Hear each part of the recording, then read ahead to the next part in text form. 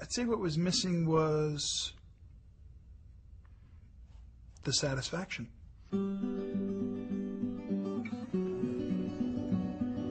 My life before Christ was focused on making money. My life before Christ was a totally day in and day out existence that was, unbeknownst to me at the time, an existence of self-absorbance. And, just doing what you normally do when you're trying to maintain a career in the movie business. Loving Jesus is what's most important to me. I know that sounds hokey, but it's the truth. My life is God's life in me for Him to do with what He wants.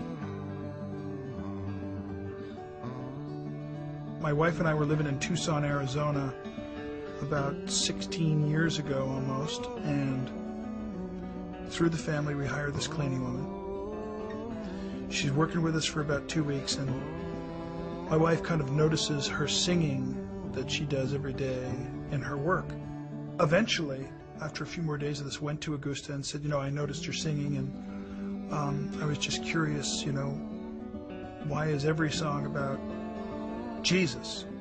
Perhaps there's another tune in your repertoire, so to speak. And Augusta had a very interesting reaction to the question. She literally burst out laughing in my wife's face.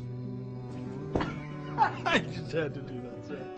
And Augusta said, again, understand that the reason that I'm laughing is you think the only reason that I'm here is to clean your house.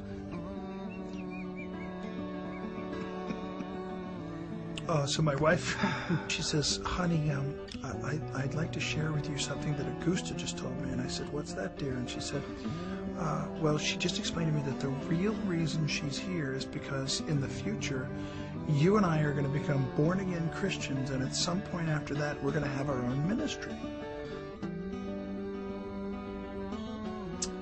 And I said, really?